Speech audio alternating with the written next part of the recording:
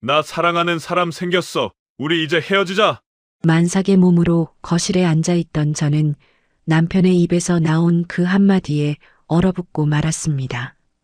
결혼식장에서 평생 사랑하겠다고 맹세했던 사람이 이제는 너무나도 뻔뻔한 얼굴로 이혼을 말하고 있지 않겠어요? 가장 믿었던 사람에게 배신당한 그 순간 모든 것이 한꺼번에 무너져 내렸습니다. 하지만 저는 이혼 도장을 찍으며 미소를 지었습니다. 이 지옥 같은 순간이 저의 인생을 완전히 바꿔놓을 진짜 시작이 될 줄 그들은 그땐 몰랐습니다. 이 통쾌한 복수극 사연은 각색하여 만든 이야기입니다. 이야기가 궁금하신 분들은 구독과 좋아요 눌러주세요. 사연 시작합니다. 지숙은 무거운 배를 간신히 받치며 민호의 서재 책상을 닦고 있었습니다. 임신 6개월이 된 몸은 조금만 움직여도 숨이 차올랐지만 민호가 집에 오기 전에 청소를 마쳐야 했습니다. 어머, 이게 뭐지? 책상 깊숙한 틈 사이에서 낯선 휴대전화가 보였습니다. 지숙은 떨리는 손으로 그것을 꺼내 들었습니다. 검은색 휴대전화는 민호가 평소 쓰는 것과는 완전히 달랐습니다. 설마, 불길한 예감에 휩싸인 지숙은 휴대전화 전원을 켰습니다. 화면에 나타난 것은 민호가 낯선 여자와 함께 찍은 사진들이었습니다. 두 사람은 초음파 사진을 들고 환하게 웃고 있었습니다. 아니야, 이럴 리가 없어. 지숙은 고개를 저으며 중얼거렸지만 사진 속 민호의 표정은 너무나 행복해 보였습니다. 지숙에게는 한 번도 보여준 적 없는 그런 미소였습니다. 더 많은 사진들이 있었습니다. 레스토랑에서 다정하게 앉아 있는 모습, 손을 잡고 걷는 모습, 심지어 키스하는 장면까지. 으악! 지숙은 휴대전화를 바닥에 떨어뜨리며 비명을 질렀습니다. 뱃속의 아이가 발길질을 하는 것 같았습니다. 지숙은 벽에 기대어 앉으며 지난 3년간의 결혼 생활을 떠올렸습니다. 매일 새벽 5시에 일어나 시장에 가서 신선한 재료를 고르고 민호가 좋아한다는 5첩 반상을 정성스럽게 차렸습니다. 민호의 고혈압 때문에 짠 음식은 철저히 피하고 몸에 좋다는 음식만 골라서 만들었습니다. 그런데 이게 뭡니까? 현관문이 열리는 소리가 들렸습니다. 지숙은 재빨리 휴대전화를 주머니에 넣고 일어났습니다. 여보 왔어? 배고파 죽겠는데 밥은 차렸어? 민호가 현관에서 신발을 벗어던지며 말했습니다. 평소와 똑같은 퉁명스러운 목소리였습니다. 응, 금방 차릴게. 지숙은 부엌으로 달려가 미리 준비해둔 반찬들을 식탁에 올렸습니다. 민호가 좋아하는 된장찌개, 시금치 나물, 생선구이, 두부조림까지 모든 것이 완벽해 보였습니다. 민호가 식탁에 앉아 숟가락을 들었습니다. 된장찌개를 한 입 떠먹더니 얼굴을 찡그렸습니다. 이게 뭐야? 맛이 왜 이래? 어디가 이상해? 싱거워서 먹을 수가 없네. 너 요리하는 법 까먹었어? 민호가 숟가락을 식탁에 내던졌습니다. 쨍그랑 하는 소리가 지숙의 가슴을 후벼 팠습니다. 다시 끓여줄게. 아니야, 됐어. 밥맛 떨어져서 못 먹겠다. 민호가 자리에서 일어났습니다. 그의 얼굴에는 짜증이 가득했습니다. 여보, 미안해. 내가 입맛이 없어서. 임신했다고 이런 식으로 대충대충 할 거야? 나도 직장에서 하루 종일 스트레스 받아서 들어오는데. 지숙은 고개를 숙이고 아무 말도 할 수 없었습니다. 평소 같으면 민호의 말에 상처받았겠지만 오늘은 다른 감정이 올라왔습니다. 분노였습니다. 그때 현관벨이 울렸습니다. 누구지? 민호가 인터폰을 확인했습니다. 어머니네. 왜 갑자기 오시지? 문이 열리자 민호의 어머니가 들어왔습니다. 지숙의 시어머니는 평소보다 더 험상궂은 표정이었습니다. 어머니, 안녕하세요. 지숙이 인사했지만 시어머니는 대답도 하지 않았습니다. 민호야, 너 밥 안 먹었니? 상이 그대로 있네. 어머니, 지숙이가 음식을 너무 싱겁게 해서. 역시 가난한 집에서 자란 애들은 음식 솜씨도 형편없어. 시어머니가 지숙을 노려보며 말했습니다. 지숙은 주먹을 꽉 쥐었습니다. 그런데 어머니, 갑자기 웬일이세요?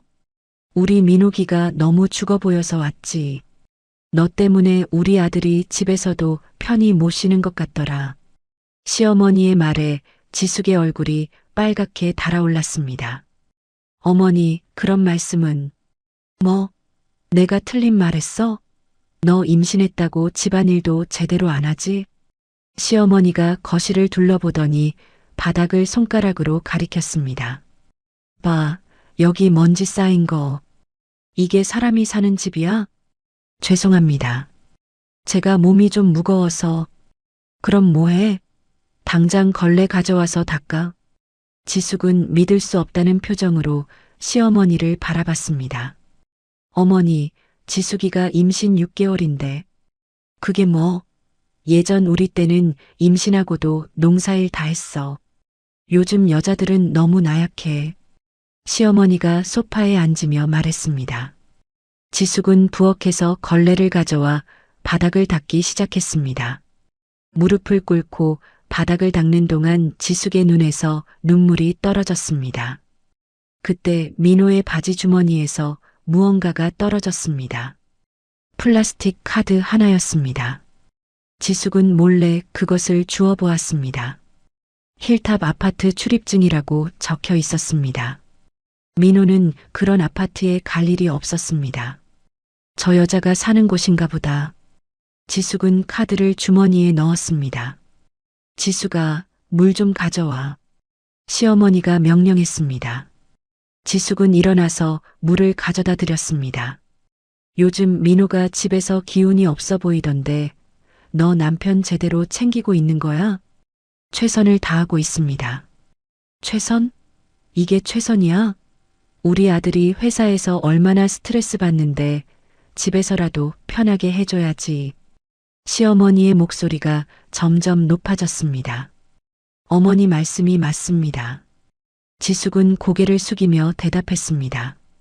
하지만 마음속으로는 다른 생각을 하고 있었습니다. 편하게 해달라고? 그럼 다른 여자랑 바람 피우는 건 뭐지? 그날 밤 민호는 평소보다 더 심하게 코를 골았습니다. 지숙은 거실 소파에 앉아 민호의 비밀 휴대전화를 다시 확인했습니다. 메시지가 있었습니다. 여보, 오늘 병원 다녀왔어요. 우리 아기 건강해요. 빨리 만나고 싶어요. 메시지를 보낸 사람의 이름은 혜린이었습니다. 지숙은 손가락으로 스크롤을 내려 더 많은 메시지를 확인했습니다. 민호 오빠 사랑해요. 내일 만날 수 있어요? 오빠 부인은 몰라요? 지숙의 손이 떨렸습니다. 그녀는 휴대전화를 바닥에 내려놓고 주머니에서 아파트 출입증을 꺼냈습니다. 힐탑 아파트.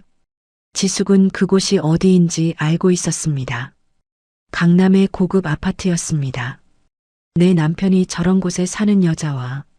지숙은 일어나서 민호의 지갑을 가져왔습니다. 카드 사용 내역을 확인해 봤습니다. 지난달에 백화점에서 200만 원짜리 가방을 산 기록이 있었습니다. 지숙은 그런 가방을 받은 적이 없었습니다. 혜린이라는 여자에게 준 거구나. 지숙은 모든 것을 이해했습니다. 민호가 왜 자꾸 지숙에게 트집을 잡는지, 왜 집에 늦게 들어오는지, 왜 지숙을 대하는 태도가 냉랭해졌는지. 지숙은 핸드폰으로 은행 앱을 켰습니다. 통장 잔고는 50만 원이 전부였습니다. 민호는 생활비를 빼면 나머지 돈은 모두 자신이 관리한다고 했습니다. 하지만 혜린에게는 200만 원짜리 가방을 사줄 돈이 있었나 봅니다. 그때 지숙의 휴대전화가 울렸습니다. 모르는 번호였습니다. 여보세요? 지숙 씨 맞나요? 저는 대성 법무법인 김 변호사입니다. 네, 맞는데요. 아버님 선산 관련해서 연락드렸습니다. 그쪽 땅에 신도시 개발이 확정됐어요. 지숙의 가슴이 두근거리기 시작했습니다. 신도시요? 네, 보상금 협의차 내일 사무실로 나오실 수 있나요? 네, 알겠습니다. 전화를 끊고 지숙은 잠시 생각했습니다. 아버지가 돌아가시기 전에 남겨주신 작은 선산이었습니다. 그곳이 개발되어 보상금을 받을 수 있게 된 것입니다. 지숙은 이 사실을 민호에게 말해야 할지 고민했습니다. 하지만 혜린과의 메시지를 다시 떠올리자 마음이 바뀌었습니다. 아직은 말하지 말자. 다음 날 아침 민호는 평소와 똑같이 출근했습니다. 저녁에 늦을 수도 있어. 회식이 있거든. 알겠어. 조심해서 다녀와. 지숙은 아무렇지 않은 척 배웅했습니다. 하지만 마음속으로는 그의 회식이 정말 회식인지 의심스러웠습니다. 민호가 나간 후 지숙은 법무법인을 찾아갔습니다. 지숙 씨, 축하드립니다. 보상금이 상당해요. 김 변호사가 미소를 지으며 서류를 건넸습니다. 지숙은 그 숫자를 보고 눈이 커졌습니다. 100억 원. 정말 이만큼인가요? 네, 신도시 개발로 땅값이 엄청 올랐거든요. 아버님이 좋은 땅을 남겨주셨네요. 지숙은 서류를 들고 있는 손이 떨렸습니다. 순간 민호의 얼굴이 떠올랐습니다. 이 사실을 알면 민호가 뭐라고 할까? 하지만 지숙은 고개를 저었습니다. 민호는 다른 여자를 임신시키고 지숙을 배신했습니다. 이 돈을 알려줄 이유가 없었습니다. 언제 돈을 받을 수 있나요? 서류 처리만 하면 일주일 안에 가능합니다. 그럼 조금만 지급 일정을 미룰게요. 개인적인 사정이 있어서요. 지숙은 이혼 전에 지급을 받으면 남편에게 보상금을 나눠줘야 할 수도 있다는 점을 생각했습니다. 지숙은 집으로 돌아와 평소처럼 저녁을 준비했습니다. 하지만 마음은 전혀 평소 같지 않았습니다. 민호가 집에 돌아온 것은 밤 11시였습니다. 회식 어땠어? 피곤해. 먼저 잘게. 민호는 대답도 제대로 하지 않고 침실로 들어갔습니다. 지숙은 그의 옷에서 낯선 향수 냄새가 나는 것을 느꼈습니다. 그날 저녁 민호가 갑자기 이상한 말을 꺼냈습니다. 지숙아, 우리 얘기 좀 하자. 무슨 얘기? 이혼 말이야. 지숙의 심장이 멈추는 것 같았습니다. 갑자기 왜 그런 말을? 갑자기가 아니야. 우리 더 이상 같이 살 수 없을 것 같아. 민호의 목소리는 차가웠습니다. 혹시 다른 여자가? 그런 거 아니야. 우리는 진짜 안 맞는 것 같아. 성격도 취향도. 민호는 거짓말을 하고 있었습니다. 지숙은 그의 비밀 휴대전화 이야기를 꺼내고 싶었지만 참았습니다. 아이는 어떻게 할 거야? 내가 키워. 나는 애 싫어해. 양육비는 못 줄 것 같아. 내 월급으로는 힘들거든. 지숙은 믿을 수 없었습니다. 위자료는? 그것도 없어. 너도 알다시피 우리 집에 돈이 없잖아. 그때 시어머니가 들어왔습니다. 지수가 내 짐 챙겨놨다. 시어머니가 검은 가방을 거실에 던졌습니다. 어머니, 갑자기 이게 무슨... 우리 아들 앞길 막지 말고 당장 나가. 시어머니가 지숙의 등을 밀었습니다. 제발 아이라도 생각해서 그 아이 때문에 더 빨리 나가야지. 우리 집안에 불행만 가져올 거야. 지숙은 가방을 들고 밖으로 쫓겨났습니다. 차가운 비가 내리고 있었습니다. 지숙은 여인숙을 찾아 하룻밤을 보냈습니다.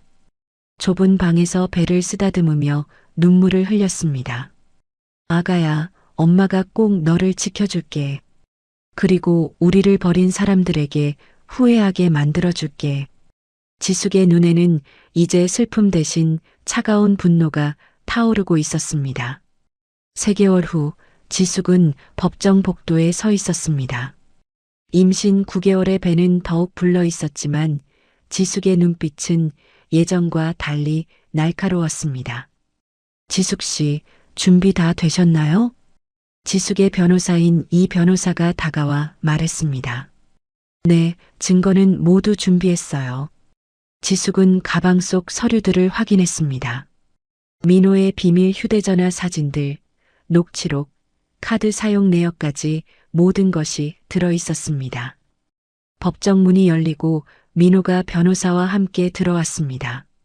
민호는 지숙을 보더니 코웃음을 쳤습니다. 피고인 박민호 씨, 자리에 앉으세요. 판사가 말했습니다. 이혼 사유에 대해 말씀해 주세요. 판사가 민호에게 물었습니다. 민호가 일어나서 당당하게 말했습니다. 재판장님, 제 아내는 결혼 후 줄곧 가사일을 제대로 하지 못했습니다. 지숙은 주먹을 쥐었습니다. 매일 음식 맛이 형편없었고 집안 정리정돈도 엉망이었어요. 민호의 목소리에는 거리낌이 없었습니다. 그리고 제 어머니에게도 불효했습니다. 시어머니를 제대로 모시지 못했어요. 거짓말. 지숙이 벌떡 일어나며 소리쳤습니다. 조용히 하세요. 원고 측 변호사님, 반박 자료가 있나요? 판사가 이 변호사를 바라봤습니다. 네, 재판장님. 피고인의 주장과 반대되는 결정적 증거가 있습니다. 이 변호사가 서류를 꺼냈습니다. 이것은 피고인 박민호 씨가 혜린이라는 여성과 불륜 관계를 맺고 있다는 증거입니다. 법정이 술렁거렸습니다. 민호의 얼굴이 창백해졌습니다. 첫 번째, 피고인의 비밀 휴대전화에서 발견된 사진들입니다. 대형 스크린에 민호와 혜린의 사진이 나타났습니다. 두 사람이 손을 잡고 걷는 모습, 레스토랑에서 다정하게 앉아있는 모습이 선명했습니다. 민호가 의자에 털썩 주저앉았습니다. 두 번째, 혜린 씨와의 통화 녹취록입니다. 스피커에서 민호의 목소리가 흘러나왔습니다. 혜린아, 나 아내랑 곧 이혼할 거야. 조금만 기다려. 정말요? 우리 아기 아빠가 될 거예요? 그럼 너하고 새 출발할 거야. 법정 안이 조용해졌습니다. 민호는 고개를 숙이고 있었습니다. 세 번째, 피고인이 혜린 씨에게 선물한 명품 구매 내역입니다. 200만 원짜리 가방, 100만 원짜리 시계, 50만 원짜리 향수. 이 변호사가 하나씩 읽어갔습니다. 반면 원고인 지숙 씨에게는 생활비 외에 단 한 푼의 용돈도 주지 않았습니다. 판사가 민호를 바라봤습니다. 피고인, 이에 대해 할 말이 있습니까? 민호는 한참 동안 입을 다물고 있다가 떨리는 목소리로 말했습니다. 죄송합니다. 법정에서 나온 민호가 지숙에게 다가왔습니다. 지숙아, 내가 미안했어. 조금만 봐줄 수 없을까? 손대지 마세요. 지숙이 차갑게 말했습니다. 민호가 지숙의 어깨를 잡으려 하자 지숙은 한 걸음 뒤로 물러났습니다. 당신이 저한테 한 짓을 생각해 보세요. 지숙의 눈에는 더 이상 눈물이 없었습니다. 지숙아, 제발. 이제 우린 남남이야. 지숙이 돌아서자 민호가 소리쳤습니다. 너 혼자 애 키우면서 얼마나 힘들지 알기나 해? 돈도 없으면서. 지숙은 뒤돌아보지 않고 걸어갔습니다. 마음속으로는 웃음이 나왔습니다.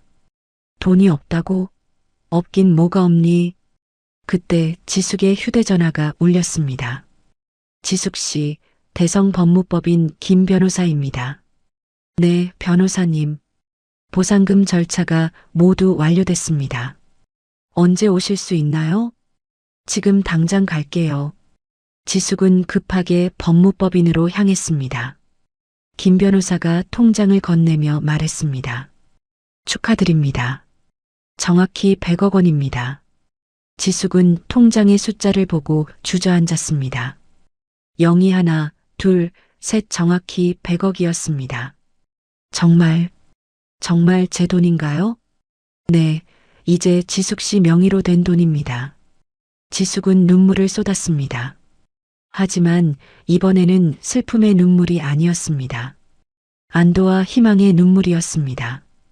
변호사님, 이 사실을 아무도 모르게 할 수 있나요? 물론입니다. 개인정보는 철저히 보호됩니다.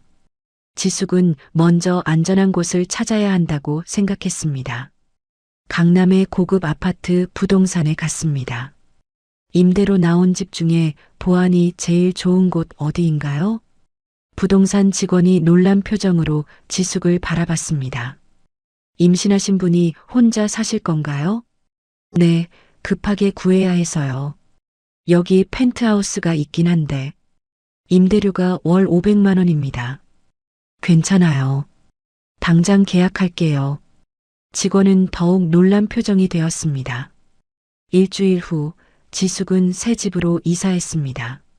넓은 거실과 아름다운 뷰가 보이는 펜트하우스였습니다.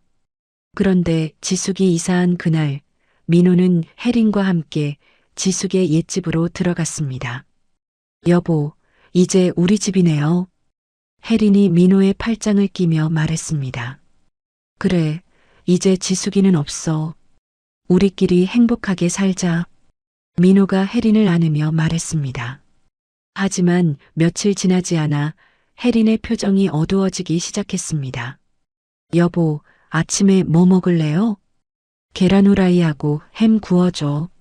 어제도 그걸 먹었잖아요. 왜? 싫어. 민호의 목소리가 차가워졌습니다. 혜린은 부엌에서 한숨을 쉬었습니다. 민호는 지숙이 해주던 5첩 반상에 익숙해져 있었습니다. 혜린의 간단한 요리로는 만족할 수 없었습니다. 음식 맛이 왜 이래? 너 요리 못하는 거야? 미안해요. 배워볼게요. 혜린의 목소리가 작아졌습니다. 밤마다 민호의 콧꼬리는 더욱 심해졌습니다. 고혈압 약을 제때 챙겨주는 사람이 없어서 혈압도 오르고 있었습니다. 한편 지숙은 새로운 삶을 준비하고 있었습니다. 도서관에서 투자에 관한 책들을 빌려와 밤늦게까지 공부했습니다. 부동산 투자의 기본 원칙. 지숙은 형광펜으로 중요한 부분에 줄을 그었습니다. 그리고 3개월 후 지숙은 딸을 낳았습니다. 축하드립니다. 건강한 여자아기예요. 의사가 웃으며 말했습니다. 지숙은 작은 아기를 안고 눈물을 흘렸습니다. 안녕, 우리 딸. 엄마가 세상에서 제일 강한 여자가 되어줄게. 지숙은 아기에게 소리내어 약속했습니다.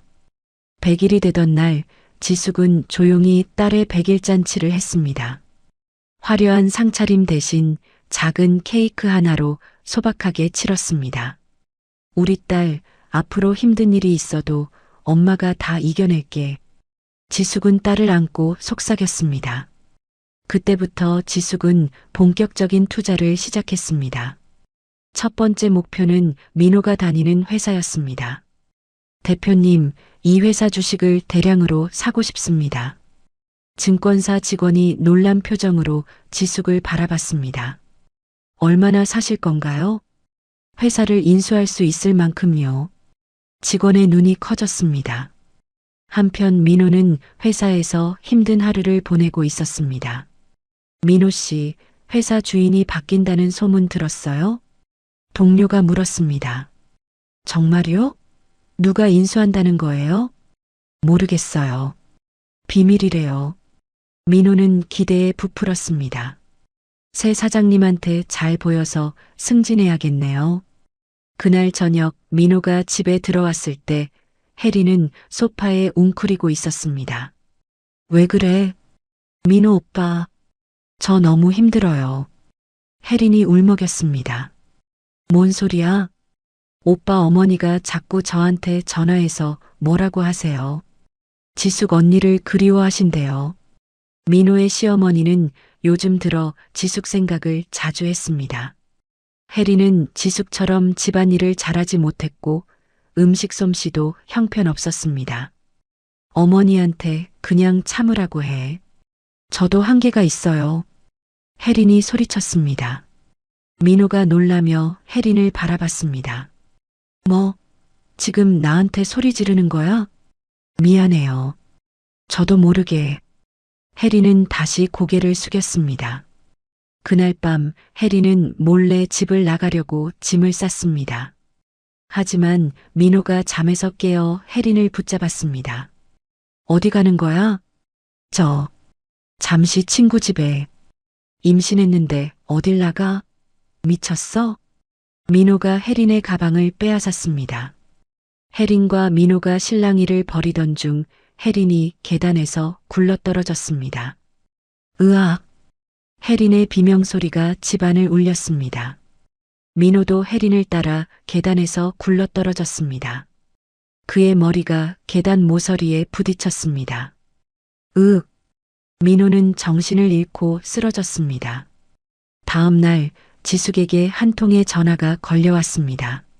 지숙 씨, 전 남편분이 병원에 입원하셨다는 소식 들으셨나요? 지숙의 변호사였습니다. 아니요, 처음 듣는데요. 계단에서 떨어져서 머리를 다쳤다고 하네요. 수술비가 많이 든다고. 지숙은 잠시 말이 없었습니다. 그래서 제게 전화하신 건가요? 아니요, 그냥 알려드리려고요. 지숙은 전화를 끊고 창밖을 바라봤습니다. 하지만 마음에는 아무런 동요가 일어나지 않았습니다. 이제 정말 남남이구나. 지숙은 딸을 안고 미소를 지었습니다. 새로운 인생이 시작되고 있었습니다. 이혼 재판이 끝난 지 2개월이 지났습니다. 지숙은 딸을 유모차에 태우고 강남의 한 호텔 라운지로 향했습니다. 오늘은 투자 모임에 참석하는 날이었습니다. 실례합니다. 혹시 지숙 씨신가요? 나이 지긋한 신사가 지숙에게 다가왔습니다. 네, 맞습니다. 저는 오 회장입니다. 전화로 말씀드렸던 사람이에요. 오 회장은 온화한 미소를 지으며 인사했습니다. 안녕하세요, 회장님. 오늘 시간 내주셔서 감사합니다. 지숙이 정중하게 인사하자 오 회장이 아기를 내려다봤습니다.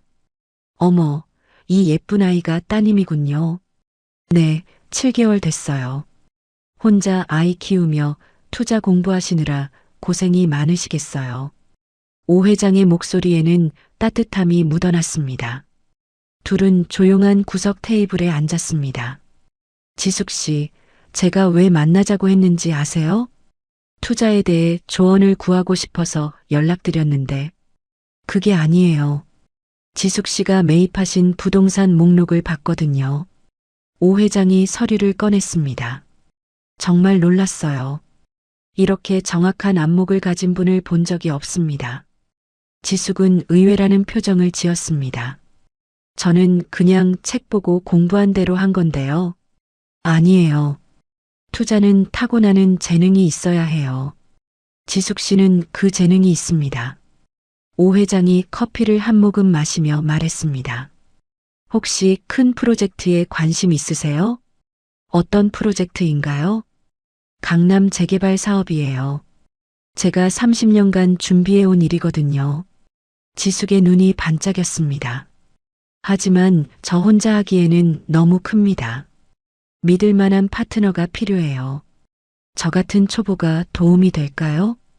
초보라뇨. 지숙 씨 지금 자산이 얼마나 되는지 아세요? 오 회장이 계산기를 꺼냈습니다. 3개월 만에 100억을 300억으로 늘리셨어요. 이런 수익률은 저도 못 냅니다. 지숙은 깜짝 놀랐습니다. 자신도 몰랐던 일이었습니다. 정말요? 네, 그래서 제가 먼저 연락드린 거예요. 오 회장이 진지하게 말했습니다. 제 제안은 이거예요. 우리가 공동으로 투자하면서 지숙 씨한테는 제가 투자 비법을 전수해 드릴게요. 지숙은 한참 생각했습니다. 그런데 회장님, 혹시 특정 회사 인수도 가능한가요? 물론이죠. 어떤 회사인가요? 남편. 아니, 전 남편이 다니는 회사요. 지숙의 목소리가 차가워졌습니다. 오 회장이 고개를 끄덕였습니다. 개인적인 이유가 있나 보군요. 말씀 안 해주셔도 돼요. 고맙습니다. 회사 이름만 알려주세요. 일주일 안에 인수하겠습니다. 한편 그 시각 민호는 병원 침대에 누워 있었습니다. 머리에는 하얀 붕대가 감겨 있었고 얼굴은 창백했습니다. 민호야, 괜찮니? 시어머니가 걱정스럽게 물었습니다. 어머니, 수술비가 얼마래요? 3천만 원이래. 어떻게 구하지? 시어머니의 목소리가 떨렸습니다. 친구들한테 연락해 보세요. 벌써 다 해봤어. 다들 핑계 대면서 안 빌려준다. 민호는 한숨을 쉬었습니다. 평소 자신이 친구들에게 얼마나 거만하게 굴었는지 이제야 깨달았습니다. 혜린이는 어떻게 됐어요? 그 애는 유산됐어. 스트레스 때문에. 민호의 얼굴이 어두워졌습니다. 그럼 정말 끝이네요. 그때 병실 문이 열렸습니다. 세련된 정장을 입은 여자가 젊은 남자와 함께 들어왔습니다. 안녕하세요. 여자의 목소리가 낯익었습니다. 민호가 고개를 들어보니 지숙이었습니다. 지숙아? 민호는 눈을 의심했습니다. 지숙은 완전히 달라져 있었습니다. 명품 정장에 고급 구두, 머리도 단정하게 정리되어 있었습니다. 예전에 초라했던 모습은 찾아볼 수 없었습니다. 어머, 지숙아. 정말 내가 맞니? 시어머니가 놀라며 일어났습니다. 안녕하세요, 어머니. 지숙의 목소리는 차가웠습니다. 너 옷이 왜 이렇게 좋아? 설마 재혼했어? 시어머니가 의심스럽게 물었습니다. 아니요, 제가 번 돈이에요. 돈? 너가 무슨 돈이 있어? 민호가 침대에서 일으키며 물었습니다. 지숙이 가방에서 서류를 꺼냈습니다. 아버지 선산 보상금이요. 100억 원 받았거든요. 병실이 조용해졌습니다. 민호와 시어머니는 말문이 막혔습니다. 100억? 민호가 더듬거리며 물었습니다. 네, 신도시 개발로 땅값이 많이 올랐어요. 지숙이 담담하게 말했습니다. 그럼 왜 그때 말 안 했어? 말할 이유가 있었나요? 저를 배신한 사람에게? 지숙의 눈빛이 얼음처럼 차가웠습니다. 지숙아, 제발. 우리 도와줘. 수술비가 필요해. 시어머니가 지숙의 손을 잡으려 했습니다. 지숙이 손을 뿌리치며 한 걸음 물러났습니다. 어머니, 저를 내쫓으실 때 뭐라고 하셨죠? 그건 우리 집안에 불행만 가져온다고 하셨잖아요. 지숙의 목소리에는 감정이 없었습니다. 미안했어. 정말 미안했어. 시어머니가 무릎을 꿇으려 했지만 지숙은 이미 돌아서고 있었습니다. 지숙아, 제발. 민호가 침대에서 일어나려다 비틀거렸습니다. 당신이 버린 건 단순한 아내가 아니었어요. 천문학적인 기회였죠. 지숙이 문 앞에서 뒤돌아보며 말했습니다. 그 기회를 당신 스스로 차버렸어요. 지숙과 비서가 병실을 나가자 민호는 바닥에 주저앉았습니다. 어떻게 이럴 수가. 시어머니도 벽에 기대어 털썩 앉았습니다. 다음 날 혜린이 지숙의 사무실을 찾아왔습니다. 초라한 모습으로 나타난 혜린을 보안 직원이 막았습니다. 죄송하지만 약속이 없으시면. 제발요, 지숙 언니한테 할 말이 있어요. 혜린이 소리쳤습니다. 지숙이 창문을 통해 아래를 내려다봤습니다. 들여보내세요. 잠시 후 혜린이 사무실에 들어왔습니다. 화려한 사무실을 보며 혜린의 입이 벌어졌습니다. 언니, 정말 대단해요. 혜린이 어색하게 웃었습니다. 용건이 뭐예요? 지숙은 자리에서 일어나지도 않았습니다. 제가 민호 오빠의 비밀을 알고 있어요. 돈 주시면 다 알려드릴게요. 혜린의 목소리가 떨렸습니다. 비밀이요? 오빠가 회사 돈 빼돌린 거요. 증거도 있어요. 혜린이 서류를 꺼냈습니다. 지숙이 그 서류들을 훑어봤습니다.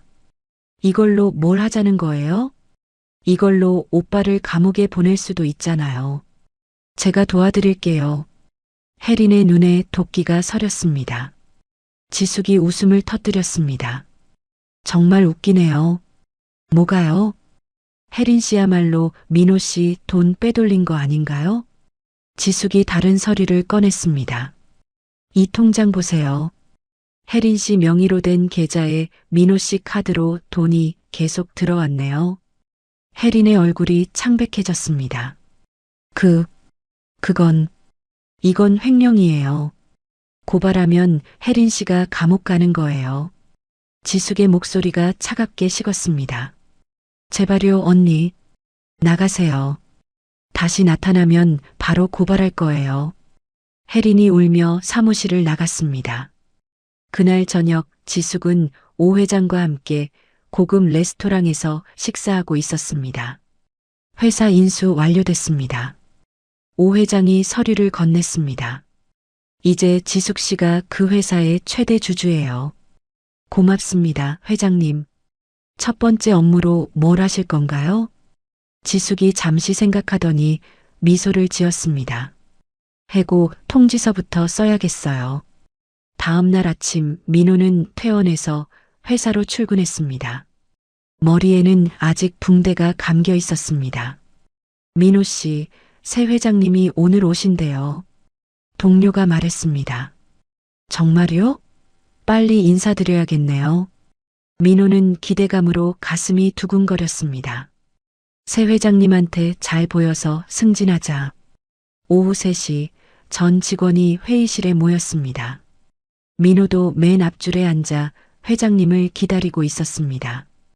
회의실 문이 열리고 검은 정장을 입은 여자가 들어왔습니다. 민호의 얼굴이 하얗게 변했습니다. 지숙이었습니다. 안녕하세요. 저는 이 회사의 새 대표 김지숙입니다. 회의실이 술렁거렸습니다. 민호는 의자에서 일어서지도 못했습니다. 첫 번째 업무부터 말씀드리겠습니다. 지숙이 서류를 꺼냈습니다. 박민호 씨, 앞으로 나오세요. 민호가 떨리는 다리로 앞으로 나갔습니다. 해고 통지서입니다. 지숙이 서류를 민호에게 건넸습니다. 지숙아, 김 대표라고 부르세요. 지숙의 목소리는 차갑기만 했습니다. 민호는 서류를 받고 그 자리에 털썩 주저앉았습니다. 복수의 서막이 시작된 것입니다. 민호의 해고 소식이 퍼진 다음 날 아침, 지숙은 딸을 유모차에 태우고 시청을 찾아갔습니다. 재단 설립 신청서를 제출하러 왔습니다. 담당 공무원이 서류를 받아보며 놀란 표정을 지었습니다. 지숙재단이요? 사업 목적이 소외된 임산부 지원이군요. 네, 혼자 아이를 키우는 엄마들을 돕고 싶어요. 지숙의 목소리는 확신에 차 있었습니다. 기부금 규모가 상당하네요. 50억 원이요? 더 늘릴 계획입니다. 공무원은 감탄하며 서류에 도장을 찍었습니다. 일주일 후 지숙은 재개발 프로젝트 설명회에 참석했습니다. 넓은 회의실에는 건축가들과 투자자들이 모여 있었습니다. 다음은 성준 건축가님께서 발표해 주시겠습니다. 사회자의 소개에 따라 젊은 남자가 단상에 올라왔습니다.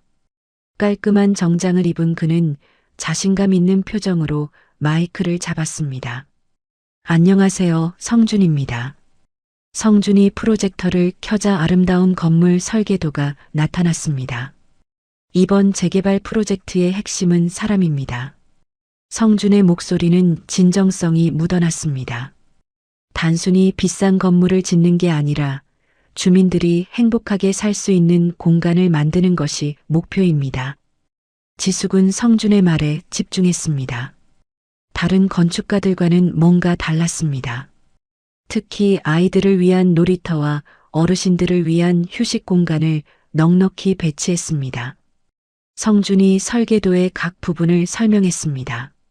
질문 있으시면 받겠습니다. 지숙이 손을 들었습니다. 혹시 실제로 그곳에 살아본 경험이 있으신가요?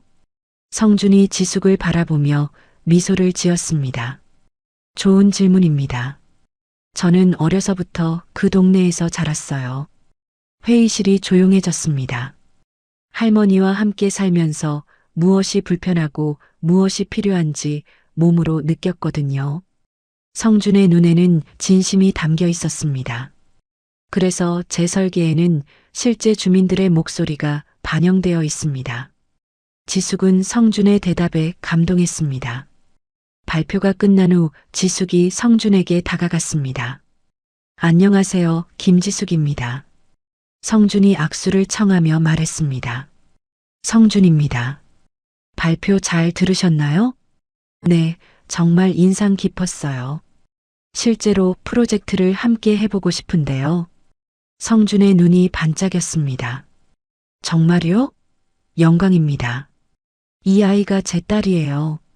지숙이 유모차 속 아기를 가리켰습니다. 성준이 아기를 보며 환하게 웃었습니다. 안녕, 예쁜 공주님. 성준이 아기에게 인사하자 아기가 까르르 웃었습니다. 어머, 낯을 안 가리네요.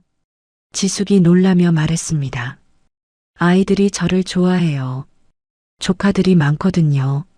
성준의 미소가 따뜻했습니다. 그때부터 지숙과 성준은 프로젝트를 함께 진행했습니다. 매일 오후 사무실에서 만나 설계도를 검토했습니다. 이 부분은 어떻게 생각하세요? 성준이 펜으로 도면을 가리키며 물었습니다. 좋네요. 하지만 이곳에 벤치를 더 놓으면 어떨까요? 아, 그런데 왜 벤치를요? 임신했을 때 쉴 곳이 없어서 힘들었거든요. 지숙의 목소리가 잠깐 어두워졌습니다. 성준이 지숙을 바라봤습니다. 힘드셨나 봐요. 과거 일이에요. 이제는 괜찮아요. 지숙이 애써 밝게 웃었습니다. 지숙 씨는 정말 강한 분이세요. 성준이 진심으로 말했습니다. 강해져야 했어요. 이 아이 때문에.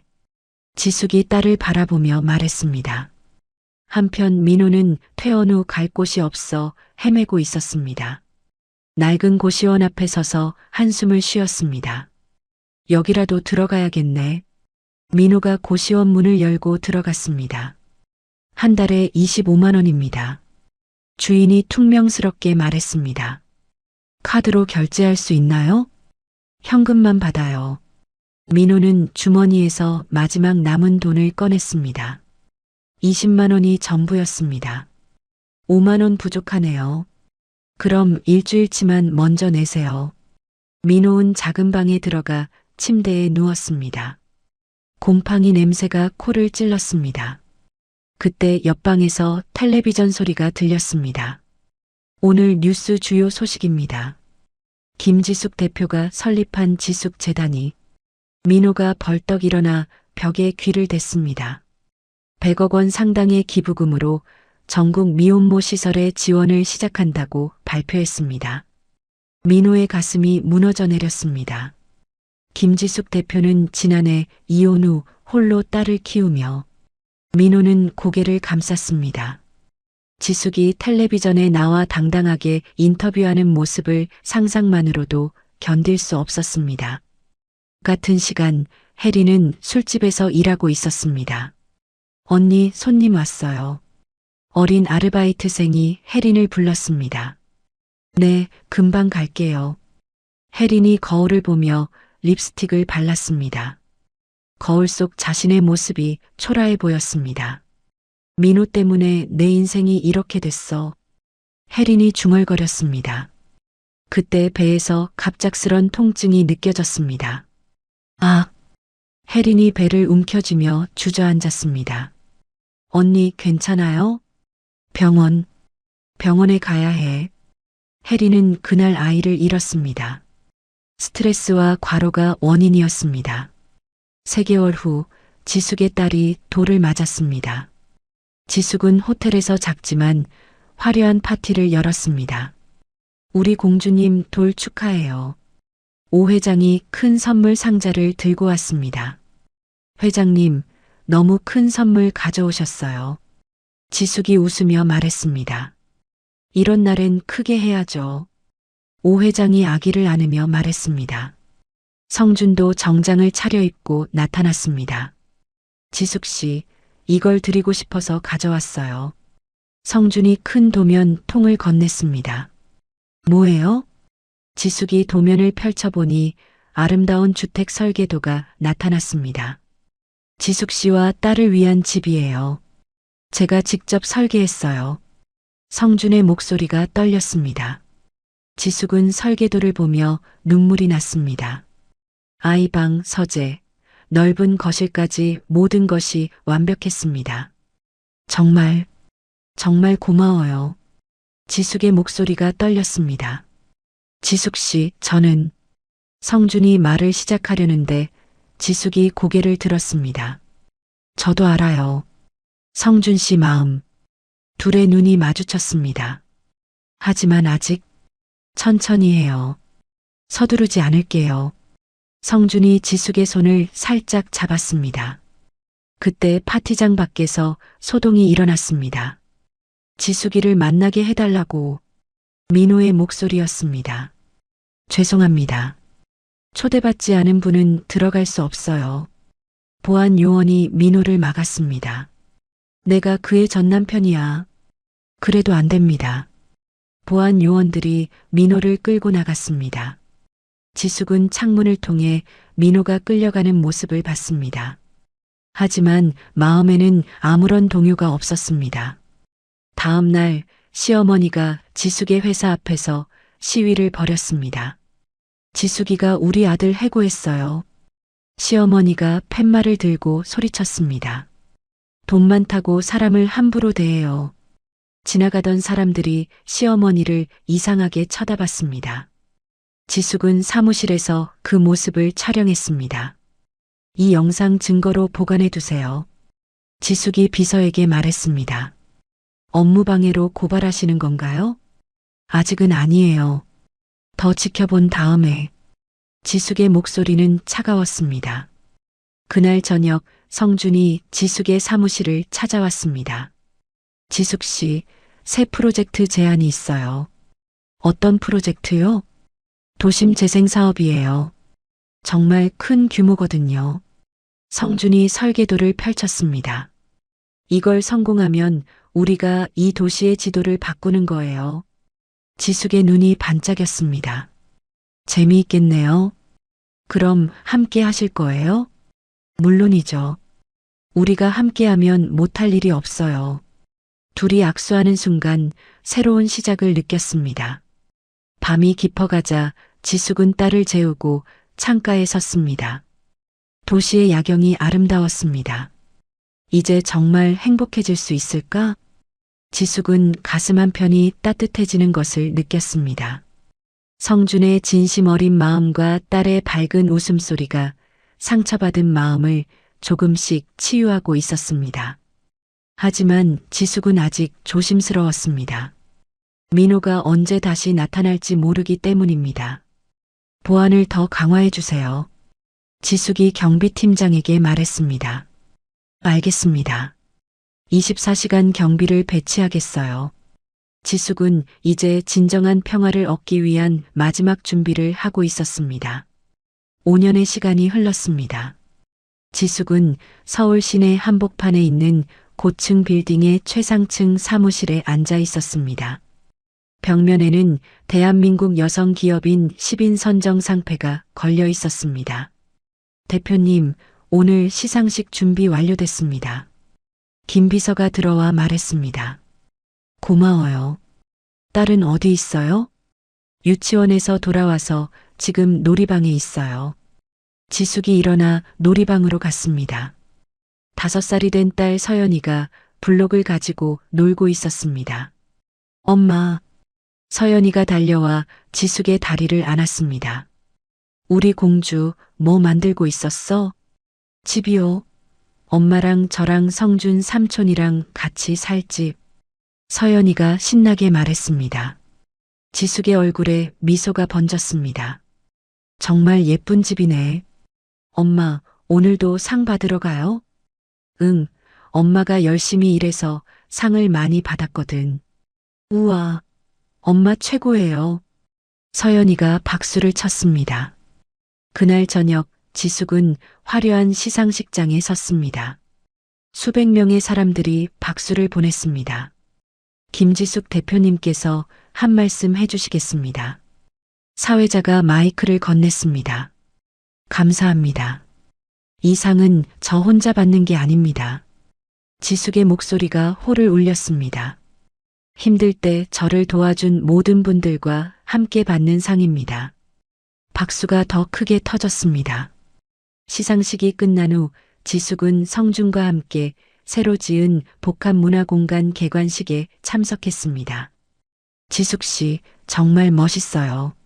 성준이 지숙의 손을 잡으며 말했습니다. 성준 씨 덕분이에요. 설계가 너무 아름다워요. 거대한 건물 앞에는 수많은 취재진이 모여 있었습니다. 김지숙 대표님, 이곳에 얼마나 투자하셨나요? 기자가 소리쳤습니다. 300억 원 정도 들어갔습니다. 시민들이 문화를 즐길 수 있는 공간을 만들고 싶었어요. 지숙이 당당하게 대답했습니다. 성준 건축가와의 관계는 어떻게 되시나요? 또 다른 기자가 물었습니다. 지숙과 성준이 서로를 바라보며 미소를 지었습니다. 훌륭한 파트너이자 소중한 사람입니다. 한편 그 시각 민호는 지하 도박장에서 카드를 들고 있었습니다. 5년 동안 일용직을 전전하며 번 돈을 모두 도박에서 잃었습니다.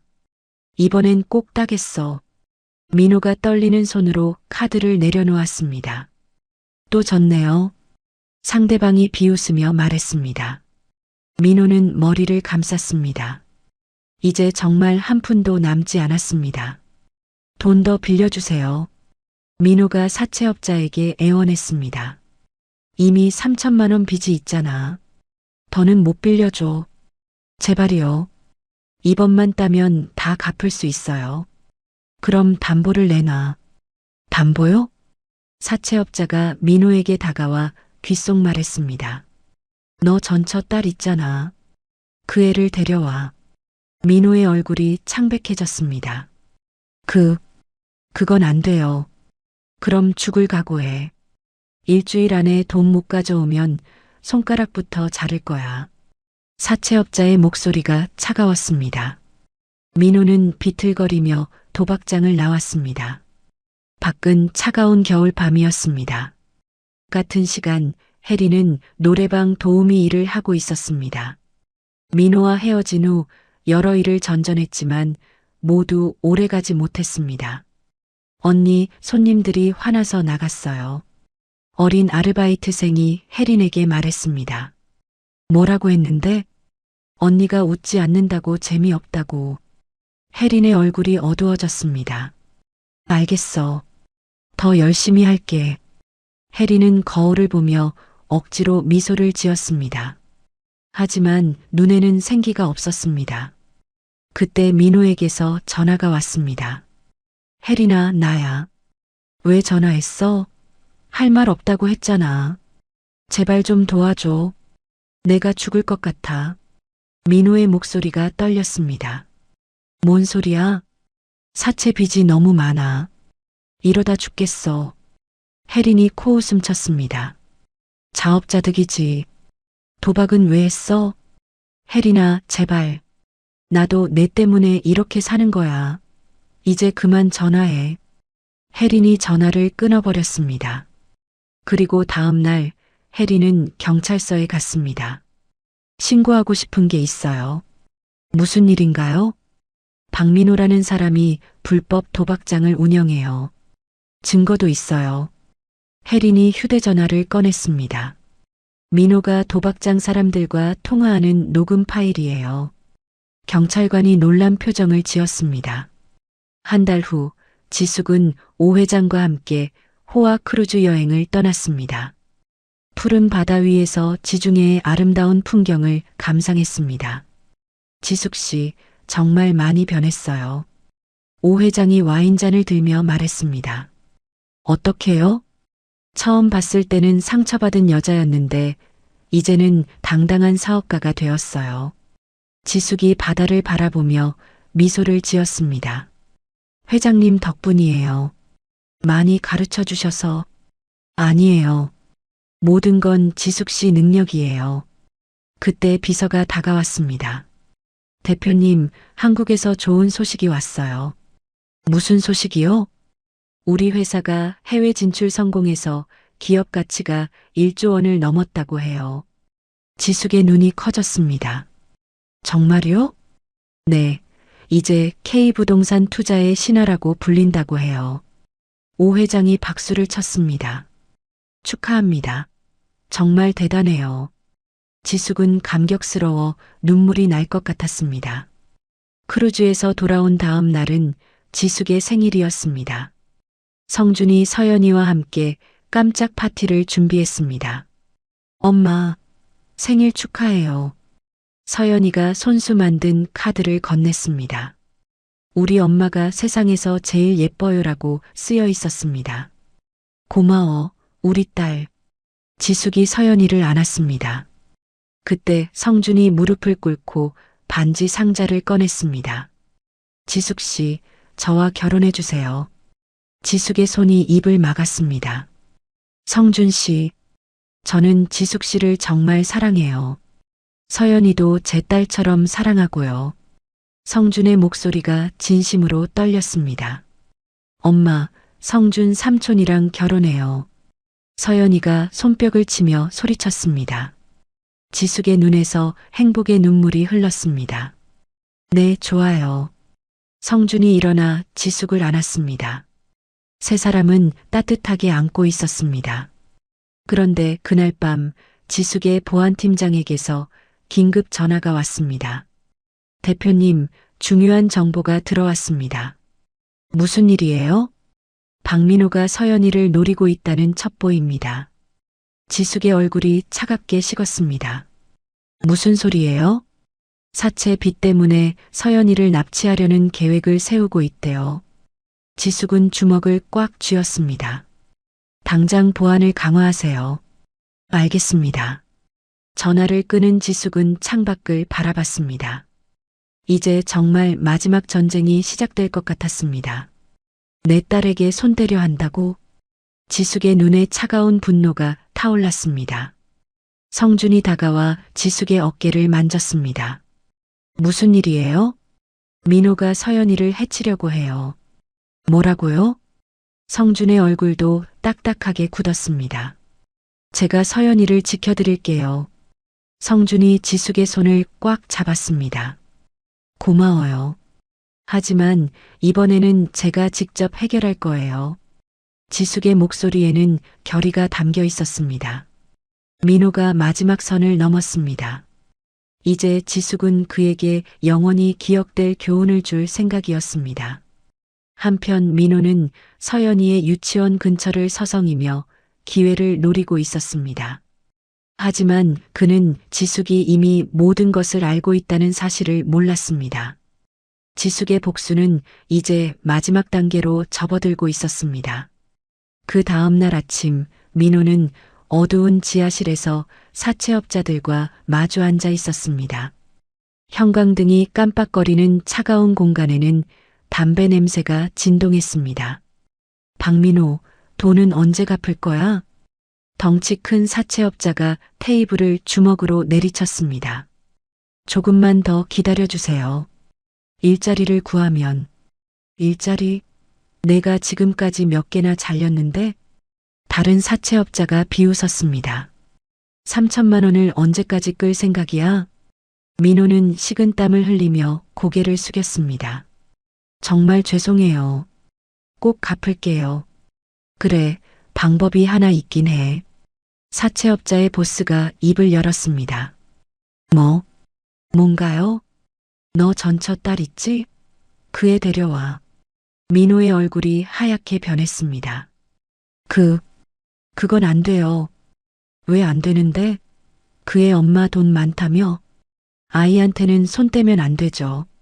민호가 떨리는 목소리로 말했습니다. 그럼 너 손가락부터 자를까? 보스가 주머니에서 칼을 꺼냈습니다. 민호는 무서워서 뒤로 물러섰습니다. 안 돼요. 제발. 그럼 선택해. 손가락이냐 아이냐. 민호는 한참 동안 고민했습니다. 하지만 결국 살기 위해 고개를 끄덕였습니다. 알겠어요. 좋아. 3일 안에 그 애를 데려와. 그럼 빚을 없애주지. 다음 날 민호는 서연이의 유치원 근처에서 기다리고 있었습니다. 낡은 모자를 푹 눌러 쓰고 벤치에 앉아 있었습니다. 오후 3시 유치원 문이 열렸습니다. 아이들이 하나둘씩 나오기 시작했습니다. 민호는 서연이를 찾아 눈을 크게 떴습니다. 하지만 서연이는 보이지 않았습니다. 어디 갔지? 민호가 중얼거렸습니다. 그때 한 아주머니가 다가왔습니다. 아저씨, 여기서 뭐 하세요? 아, 조카를 기다리고 있어요. 민호가 어색하게 웃었습니다. 조카요? 누구 말이에요? 김서연이요. 아주머니의 표정이 이상해졌습니다. 서연이는 오늘 안 왔는데요? 민호의 가슴이 철렁했습니다. 한편 지숙은 서연이와 함께 강원도 별장에 있었습니다. 보안팀장의 보고를 받은 즉시 서연이를 안전한 곳으로 피신시킨 것입니다. 엄마, 여기 공기가 정말 좋아요. 서연이가 넓은 정원에서 뛰어놀았습니다. 그래, 우리 딸. 여기서 며칠 쉬자. 지숙이 서연이를 안으며 말했습니다. 그때 지숙의 휴대전화가 울렸습니다. 대표님, 박민호가 유치원에 나타났다가 돌아갔습니다. 보안팀장의 목소리였습니다. 다행이네요. 계속 감시하세요. 네, 알겠습니다. 지숙은 전화를 끊고 서연이를 바라봤습니다. 아이는 아무것도 모르고 행복하게 놀고 있었습니다. 절대 내 딸에게 손 못 대게 할 거야. 지숙의 눈에 차가운 결의가 서렸습니다. 이틀 후 민호는 다시 사채업자들에게 불려갔습니다. 뭐, 애를 못 찾았다고? 보스가 화를 내며 소리쳤습니다. 그 애가 유치원에 안 나와요. 아마 어디 숨은 것 같아요. 그럼 지숙이한테 직접 가. 그건 너무 위험해요. 위험하긴 뭐가 위험해? 당장 가서 협상하라고. 보스가 민호의 멱살을 잡았습니다. 알겠어요. 다음 날 정오, 민호는 지숙의 회사 건물에 나타났습니다. 1층 로비에는 많은 직원들이 오가고 있었습니다. 지숙이를 불러내. 민호가 갑자기 소리쳤습니다. 죄송하지만 약속이 없으시면. 경비원이 다가왔습니다. 약속? 내가 그 여자 전 남편이야. 민호가 주머니에서 칼을 꺼냈습니다. 으악! 로비에 있던 사람들이 비명을 지르며 뛰었습니다. 지숙이 안 나오면 여기 사람들 다 죽일 거야. 민호가 칼을 휘두르며 소리쳤습니다. 20층 사무실에서 CCTV로 이 모든 상황을 지켜보던 지숙은 차가운 표정으로 휴대전화를 들었습니다. 112요? 지금 우리 회사에 흉기를 든 남자가 난입했어요. 네, 바로 출동하겠습니다.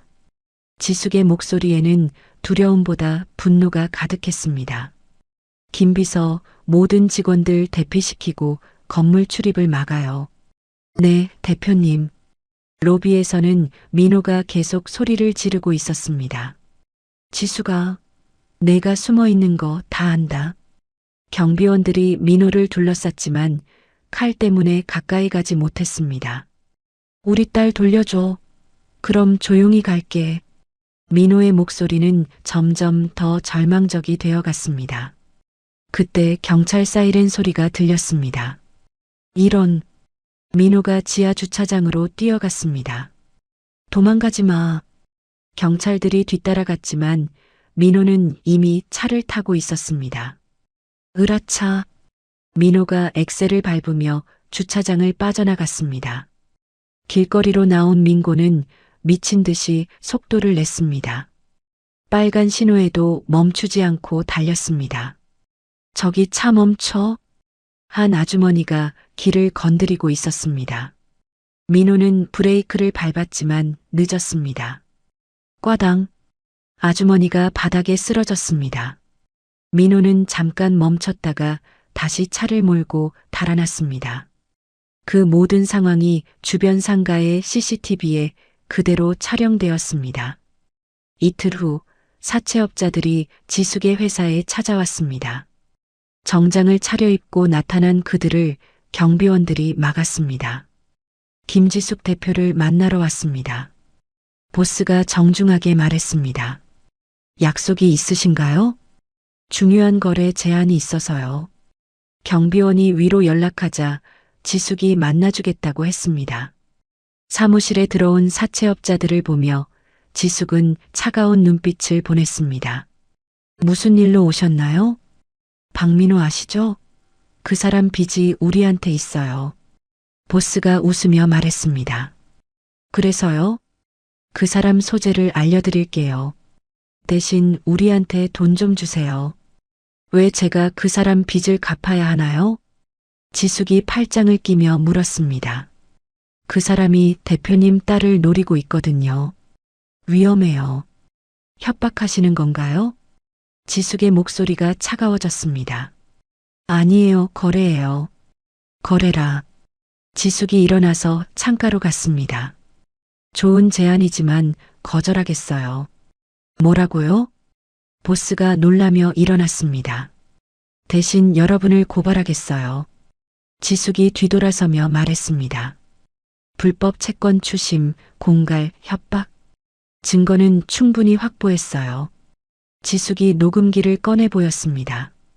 사채업자들의 얼굴이 창백해졌습니다. 나가세요. 경찰이 곧 올 거예요. 그날 저녁 지숙은 스트레스로 인해 쓰러졌습니다. 예전부터 있던 빈혈이 악화된 것이었습니다. 지숙 씨, 성준이 지숙을 안고 병원으로 달려갔습니다.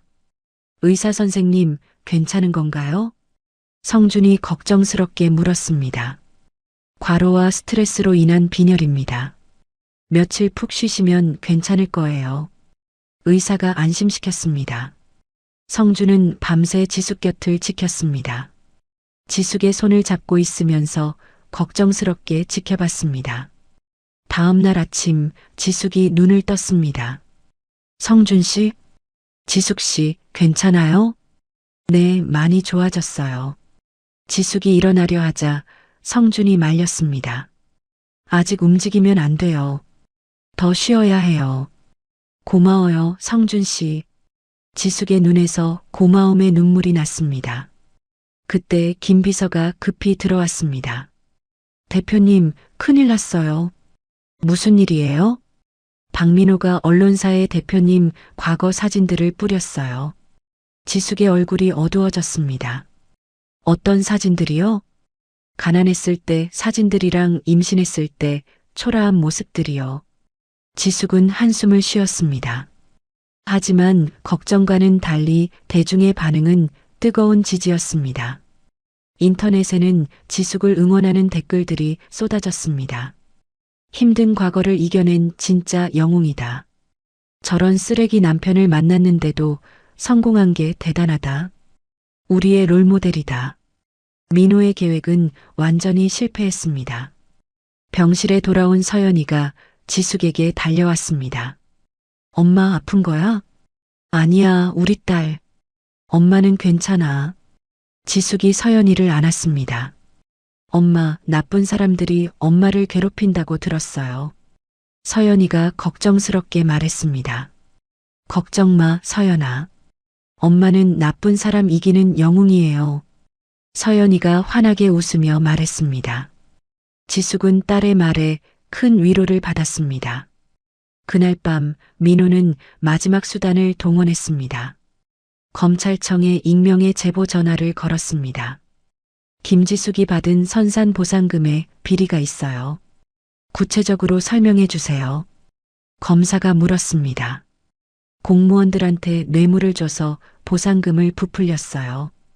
민호가 거짓말을 했습니다. 증거가 있나요? 제가 그 과정을 다 봤어요. 조사해 보세요. 일주일 후 지숙은 검찰청에 출석했습니다. 하지만 지숙은 전혀 당황하지 않았습니다. 검사님, 모든 서류는 여기 있습니다. 지숙이 완벽하게 정리된 자료들을 제출했습니다. 보상금 책정 과정도 모두 합법적이었고 관련 공무원들도 모두 확인해 주실 수 있어요. 검사가 서류들을 검토했습니다. 그때 오 회장이 증인으로 나타났습니다. 검사님, 제가 이 모든 과정에 참여했습니다. 어떻게 참여하셨나요? 김 대표의 법률 자문을 맡았거든요. 모든 절차가 합법적이었어요. 오 회장의 증언으로 지숙의 결백이 완전히 증명되었습니다. 혐의 없음으로 처리하겠습니다. 검사가 공식적으로 발표했습니다. 검찰청을 나온 지숙은 맑은 하늘을 바라봤습니다. 이제 정말 마지막 전투만 남았습니다. 민호 씨, 이제 당신 차례예요. 지숙이 차가운 미소를 지으며 중얼거렸습니다. 다음 날 아침 8시 지숙은 검찰청에서 나온 후 곧바로 사무실로 향했습니다. 김 비서가 급히 달려와 보고를 했습니다. 대표님, 박민호의 도박장 위치를 확인했습니다. 어디예요? 강북의 한 지하실이에요. 매일 밤 11시부터 새벽까지 운영한다고 해요. 지숙이 의자에 앉으며 차가운 미소를 지었습니다. 좋아요. 이제 마지막 작전을 시작합시다. 무엇을 하실 건가요? 민호를 영원히 사회에서 매장시킬 거예요.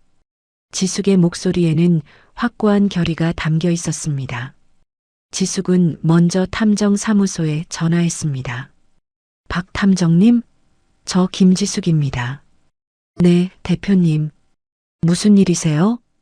박민호가 출입하는 도박장의 모든 증거를 수집해 주세요. 어떤 증거 말씀이신가요? 도박 장부, 돈거래 내역, 녹음 파일까지 모든 것을요. 알겠습니다. 일주일이면 충분할 것 같아요. 한편 그 시각 민호는 지하 도박장에서 마지막 판을 벌이고 있었습니다. 테이블 위에는 얼마 남지 않은 돈이 놓여 있었습니다. 이번이 마지막이야. 꼭 따야 돼. 민호가 떨리는 손으로 카드를 집었습니다. 또 졌네요. 상대방이 비웃으며 돈을 가져갔습니다. 민호는 머리를 감쌌습니다. 이제 정말 한 푼도 남지 않았습니다. 돈 더 빌려주세요. 민호가 도박장 사장에게 애원했습니다. 야, 박민호. 너 이미 5천만 원 빚인데 뭘 더 빌려? 이번만 따면 다 갚을 수 있어요. 그런 소리 듣기 지겹다. 당장 돈 구해와. 사장이 민호를 밀치며 소리쳤습니다. 그때 도박장 문이 열리고 낯선 남자가 들어왔습니다. 경찰이다. 모두 손들어. 도박장 안이 아수라장이 되었습니다. 사람들이 비명을 지르며 도망치기 시작했습니다. 잡아. 경찰들이 도박장으로 뛰어들었습니다. 민호는 뒷문으로 도망치려 했지만 이미 경찰이 막고 있었습니다. 박민호 씨죠? 체포합니다. 뭔 소리예요? 저는 그냥 구경만. 증거는 충분합니다. 묵묵권을 행사할 권리가 있어요. 경찰이 민호에게 수갑을 채웠습니다. 아니야. 내가 뭘 잘못했어. 민호가 소리쳤지만 소용없었습니다. 경찰서에서 조사받는 동안 민호는 계속 부인했습니다. 저는 도박 안 했어요. 그냥 구경만 했다고요. 그럼 이 장부에 왜 당신 이름이 있죠? 경찰이 장부를 보여줬습니다. 민호의 이름과 함께 빌린 돈의 액수가 적혀 있었습니다. 그건 5천만 원을 빌려서 도박했다고 나와 있네요. 민호는 할 말을 잃었습니다. 게다가 뺑소니 사고도 있잖아요. 그건 실수였어요. 실수라뇨? CCTV에 다 찍혔는데요. 경찰이 영상을 보여줬습니다. 민호가 아주머니를 치고 도망가는 모습이 선명했습니다. 그리고 회사에서 흉기를 휘두른 것도 있고요. 경찰이 또 다른 증거를 내밀었습니다. 저는 민호는 더 이상 변명할 수 없었습니다. 일주일 후 민호는 구치소에 수감되었습니다. 좁은 감방에서 하루 3번 나오는 식사는 모두 싱거웠습니다. 이게 뭐야? 맛도 없어. 민호가 밥그릇을 밀어내며 투덜거렸습니다. 야, 새끼야. 여기가 호텔이야? 옆 감방의 죄수가 소리쳤습니다. 맛없는 건 먹기 싫어. 그럼 굶어라. 민호는 결국 굶을 수밖에 없었습니다. 지숙이 차려주던 5첩 반상이 그리워지기 시작했습니다. 한 달 후 법정에 선 민호는 초라한 모습이었습니다. 수염은 덥수룩하고 얼굴은 야위어 있었습니다. 피고인 박민호에 대한 판결을 선고하겠습니다. 판사가 엄숙하게 말했습니다. 상습 도박, 뺑소니, 공갈 협박, 사문서 위조. 죄목이 하나씩 읽혀질 때마다 민호의 얼굴이 창백해졌습니다. 징역 5년을 선고합니다. 5년이요? 너무 무거운 거 아닌가요? 민호가 벌떡 일어나며 소리쳤습니다. 조용히 하세요. 재판장님, 제발 한 번만 봐주세요. 민호가 무릎을 꿇고 애원했습니다. 하지만 판결은 이미 내려진 후였습니다. 법정 밖에서 시어머니가 기다리고 있었습니다. 민호가 끌려나가는 모습을 보며 울부짖었습니다. 민호야. 시어머니가 민호에게 달려가려 했지만 경찰이 막았습니다. 우리 아들, 우리 아들. 그때 지숙이 법정 복도에 나타났습니다. 시어머니가 지숙을 보고 바짓가랑이를 잡았습니다. 지숙아, 제발 우리 민호 좀 도와줘. 손 떼세요. 지숙의 목소리는 차가웠습니다. 제발, 내가 잘못했어. 용서해줘. 시어머니가 바닥에 엎드려 울었습니다. 어머니, 너무 늦었어요. 지숙이 차가운 눈빛으로 내려다봤습니다. 법원 경비님, 이분 좀 도와주세요. 지숙의 요청에 경비원들이 시어머니를 일으켜 세웠습니다. 지숙아, 지숙아. 시어머니의 목소리가 복도에 울렸지만 지숙은 뒤돌아보지 않았습니다. 같은 날 혜린도 법정에 섰습니다. 민호의 범죄를 도운 방조죄로 기소된 것입니다. 피고인 최혜린에게 집행유예 2년을 선고합니다. 혜린은 감옥에는 가지 않았지만 전과자가 되었습니다. 법정을 나온 혜린은 기자들에게 둘러싸였습니다. 혜린 씨, 민호 씨와의 관계는 어떻게 시작된 건가요? 죄송해요. 말씀드릴 게 없어요. 혜린이 고개를 숙이고 급히 걸었습니다. 후회되시나요? 정말 죄송해요. 혜린의 목소리가 떨렸습니다. 다음 날 지숙은 민호와 혜린이 살던 집 앞에 섰습니다. 경매 공고문이 붙어 있었습니다. 김 비서, 이 집 경매에 참여하세요. 네, 대표님. 낙찰받으면 바로 철거하고 그 자리에 무료 급식소를 세우겠어요. 지숙의 목소리에는 확신이 담겨 있었습니다. 일주일 후 그 집은 철거되었습니다. 지숙은 그 자리에 사랑의 무료 급식소를 세웠습니다. 첫 번째 봉사활동 날 지숙은 직접 음식을 나눠주었습니다. 고생하셨어요. 맛있게 드세요. 지숙이 할머니 한 분께 따뜻한 국밥을 건넸습니다. 고맙습니다, 따님. 복 많이 받으실 거예요. 할머니의 따뜻한 말에 지숙의 마음이 뭉클해졌습니다. 한편 교도소에서 민호는 매일 힘든 작업을 했습니다. 공장에서 하루 종일 같은 일을 반복해야 했습니다. 야, 박민호. 밥 먹어. 교도관이 식판을 건넸습니다. 민호는 식판을 받아들었지만 먹지 못했습니다. 짜지도 않고 맛도 없는 음식이었습니다. 지숙이가 해주던 밥이 그리워. 민호가 중얼거렸습니다. 고혈압 약도 제때 먹지 못해 몸 상태가 나빠졌습니다. 어느 날 작업 중에 쓰러져 의무실에 실려갔습니다. 혈압이 너무 높아요. 약을 꾸준히 드셔야 해요. 의무관이 걱정스럽게 말했습니다. 그날 지숙은 교도소로 면회를 갔습니다. 5년 만에 만난 민호는 완전히 달라져 있었습니다. 지숙아. 민구가 떨리는 목소리로 말했습니다. 지숙은 가방에서 작은 여행 가방을 꺼내 보여줬습니다. 이혼 당시 민호가 던졌던 그 가방과 똑같았습니다. 기억해요? 저를 쫓아낼 때 던져준 가방. 지숙아, 미안해. 이게 당신의 유일한 재산이에요. 지숙의 목소리는 감정 없이 차가웠습니다. 제발, 용서해줘. 민호의 눈에서 눈물이 흘렀습니다. 처음으로 자신의 행동을 후회하는 눈물이었습니다. 하지만 지숙은 일어나서 돌아섰습니다. 안녕히 계세요. 지숙아. 민호가 유리창을 두드렸지만 지숙은 뒤돌아보지 않았습니다. 같은 날 저녁 사채업자들도 모두 검거되었습니다. 지숙의 신고로 시작된 수사가 끝난 것입니다. 전원 구속입니다. 뉴스에서 사채업자 검거 소식이 나왔습니다. 지숙은 안심하며 뉴스를 봤습니다. 이제 자신과 가족을 위협할 세력은 완전히 사라졌습니다. 일주일 후 지숙은 친정아버지의 묘소를 찾았습니다. 묘비 앞에 무릎을 꿇고 앉았습니다. 아버지, 저 이겼어요. 지숙의 목소리가 떨렸습니다. 아버지가 남겨주신 땅 덕분에 저는 새로운 삶을 살게 됐어요. 바람이 불어와 지숙의 머리칼을 흔들었습니다.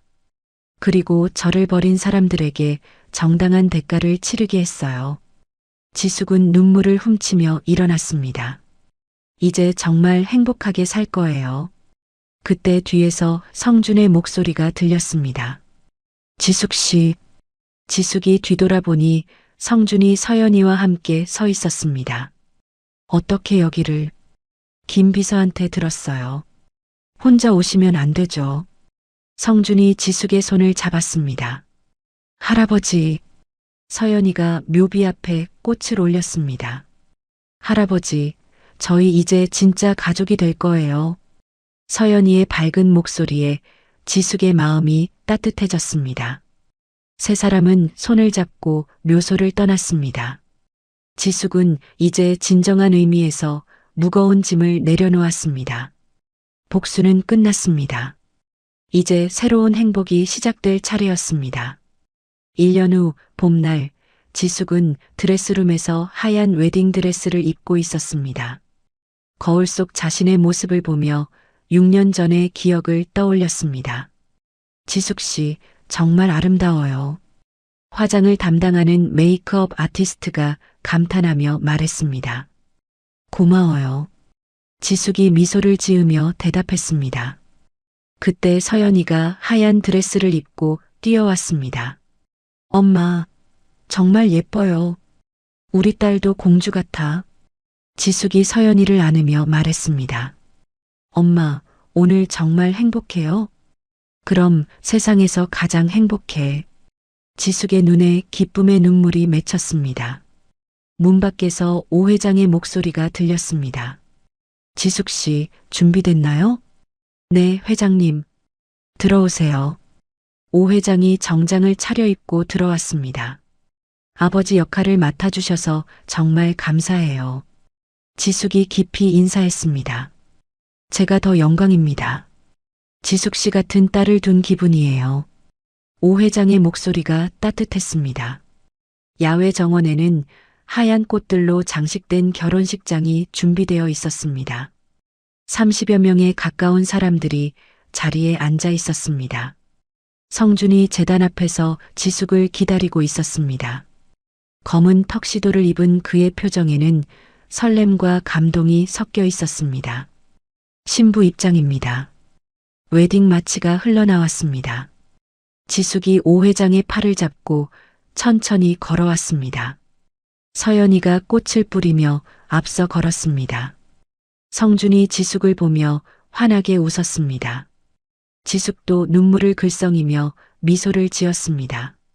신랑 신부께서는 서로를 평생 사랑하고 지킬 것을 약속하십니까? 목사님이 엄숙하게 물었습니다. 네, 약속합니다. 성준과 지숙이 동시에 대답했습니다. 이제 반지를 교환해 주세요. 성준이 떨리는 손으로 지숙의 손가락에 반지를 끼웠습니다. 지숙 씨, 평생 행복하게 해드릴게요. 성준의 목소리가 진심으로 떨렸습니다. 저도 성준 씨를 평생 사랑할게요. 지숙도 성준에게 반지를 끼워 주었습니다. 이제 키스하셔도 됩니다. 성준이 지숙의 얼굴을 살며시 감싸고 입맞춤했습니다. 하객들이 박수를 보냈습니다. 우와! 서연이가 손뼉을 치며 소리쳤습니다. 이제 우리 진짜 가족이에요. 리셉션에서 지숙은 거울을 보며 과거를 떠올렸습니다. 6년 전 임신한 몸으로 차가운 비를 맞으며 집에서 쫓겨나던 자신을 상상했습니다. 그때의 나에게 말해주고 싶어. 괜찮다고, 모든 게 잘 될 거라고. 지숙이 마음속으로 중얼거렸습니다. 한편 그 시각 민호는 교도소 작업장에서 똑같은 일을 반복하고 있었습니다. 매일 나오는 밥은 짜지도 달지도 않은 밋밋한 맛이었습니다. 오늘 밥도 맛없네. 민호가 투덜거렸습니다. 또 투정이야? 먹기 싫으면 굶어. 다른 죄수가 짜증내며 말했습니다. 민호는 할 수 없이 숟가락을 들었습니다. 지숙이 정성껏 차려줬던 5첩 반상이 그리워졌습니다. 그때는 왜 그 소중함을 몰랐을까? 민호가 한숨을 쉬었습니다. 시어머니는 지방의 한 요양원에서 지내고 있었습니다. 아이러니하게도 그곳은 지숙의 재단에서 후원하는 곳이었습니다. 할머니, 약 드세요. 간병인이 약을 가져왔습니다. 이 약값도 지숙이가 내는 거지? 시어머니가 쓴웃음을 지었습니다. 네, 지숙재단에서 후원해 주셔서 무료로 모시고 있어요. 내가 그 애한테 얼마나 못했는데. 시어머니의 목소리가 작아졌습니다. 지숙 대표님은 정말 훌륭한 분이에요. 어려운 사람들을 많이 도우시거든요. 간병인의 말에 시어머니는 고개를 숙였습니다. 한 달 후 지숙은 성준, 서연이와 함께 세계 일주를 떠났습니다. 첫 번째 목적지는 이탈리아 로마였습니다. 와, 엄마, 여기 정말 멋져요. 서연이가 콜로세움을 보며 신나게 말했습니다. 그렇지? 우리 딸. 지숙이 서연이의 손을 잡으며 웃었습니다. 지숙 씨, 여기에 도서관을 하나 짓는 게 어때요? 성준이 제안했습니다. 좋은 생각이에요. 지숙 도서관을 지어서 현지 아이들이 공부할 수 있게 하죠. 지숙의 눈이 반짝였습니다. 파리에서는 병원을 건립했고 런던에서는 음악학교를 세웠습니다. 지숙의 이름을 딴 자선시설들이 세계 곳곳에 생겨났습니다. 6개월간의 신혼여행을 마치고 돌아온 지숙은 더욱 바빴습니다. 강연 요청이 쇄도했기 때문입니다. 김지숙 대표님, 강연 일정이 3개월치나 밀려 있어요. 김 비서가 스케줄표를 보여줬습니다. 너무 많네요. 가족과 시간을 보내는 것도 중요하니까 절반만 수락하세요. 알겠습니다. 지숙은 가족을 가장 우선으로 생각했습니다. 어느 날 길을 걷다가 지숙은 우연히 혜린을 마주쳤습니다. 혜린은 초라한 옷을 입고 전단지를 나눠주고 있었습니다. 지숙 언니. 혜린이 지숙을 알아보고 당황했습니다. 하지만 지숙은 아무런 감정 없이 그냥 지나갔습니다. 혜린을 향한 분노도 연민도 느끼지 않았습니다. 이제 정말 남남이구나. 지숙은 마음속으로 생각했습니다. 그날 저녁 지숙은 자신의 빌딩 옥상 정원에 올라갔습니다. 도시의 야경이 아름답게 펼쳐져 있었습니다. 성준이 뒤에서 다가와 지숙의 어깨를 안았습니다.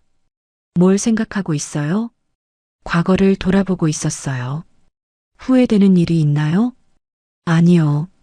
모든 게 필요한 과정이었던 것 같아요. 지숙이 성준을 바라보며 미소를 지었습니다. 고난이 있었기에 지금의 행복이 더 소중한 거죠. 당신은 정말 강한 사람이에요. 성준이 지숙의 손을 꼭 잡았습니다. 이제 당신은 혼자가 아니에요. 지숙의 마음이 따뜻해졌습니다. 다음 날 지숙은 아버지의 선산 일부를 보존한 추모공원을 방문했습니다. 서연이와 함께 나무를 심으며 생명의 소중함을 가르쳤습니다. 엄마, 이 나무가 크면 어떻게 돼요? 새들이 와서 집을 짓고 사람들이 그늘에서 쉴 수 있어.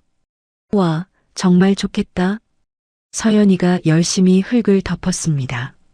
서연아, 엄마가 너한테 해주고 싶은 말이 있어. 뭐예요?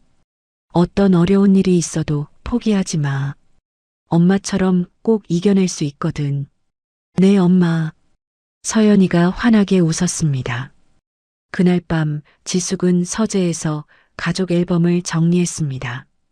예전의 슬픈 기억들 대신 행복한 순간들이 가득 찼습니다. 서연이의 웃는 얼굴, 성준과의 결혼 사진, 세계 여행 사진들. 정말 행복하구나. 지숙이 혼잣말을 했습니다. 서연이가 잠옷을 입고 다가왔습니다. 엄마, 저 그림 그렸어요. 어떤 그림? 우리 가족 그림이에요. 서연이가 그림을 펼쳤습니다. 지숙과 성준, 서연이가 손을 잡고 웃고 있는 모습이었습니다. 엄마가 세상에서 제일 좋아요. 서연이가 지숙을 안았습니다. 엄마도 서연이가 제일 좋아. 지숙이 서연이를 꼭 안았습니다. 밤이 깊어지자 지숙은 창밖을 바라봤습니다. 더 이상 민호의 콧소리 소리에 괴로워하지 않습니다. 대신 사랑하는 가족의 평온한 숨소리를 들으며 잠들 수 있었습니다. 나는 정말 행복한 사람이야. 지숙이 마음속으로 중얼거렸습니다. 창밖의 도시는 반짝이며 빛나고 있었습니다. 지숙이 시련을 극복하고 스스로 만들어낸 아름다운 세상이었습니다. 지숙은 자신의 인생에 뜨거운 박수를 보내며 눈을 감았습니다. 내일도 사랑하는 사람들과 함께 새로운 하루가 시작될 것입니다. 진정한 승리자가 된 지숙의 이야기는 이제 새로운 행복의 장을 열고 있었습니다. 지숙의 이야기가 이제 막을 내립니다. 임신한 몸으로 차가운 비를 맞으며 집에서 쫓겨났던 그 여자가 결국 세상에서 가장 행복한 어머니이자 아내가 되었습니다. 돈과 성공만으로는 진정한 승리가 아님을 사랑하는 사람들과 함께하는 평범한 일상이야말로 가장 큰 행복임을 우리에게 보여주었습니다. 지숙이 보여준 것은 단순한 복수가 아니었습니다. 자신을 버린 사람들보다 압도적으로 행복해지는 것, 그것이야말로 진정한 복수였습니다. 어떤 시련이 와도 포기하지 않고 딸을 위해 강해진 지숙의 모습에서 우리는 희망을 봅니다. 모든 어머니들께 전하고 싶습니다. 지금 힘든 시간을 보내고 계신다 해도 분명히 더 나은 내일이 기다리고 있다는 것을, 지숙처럼 당당하게 일어서서 자신만의 행복을 만들어 가시기 바랍니다. 이야기를 끝까지 들어주신 분이 계시다면 어디에서 듣고 계신지 댓글 하나만 남겨주세요. 구독도 꼭 부탁드립니다. 감사합니다.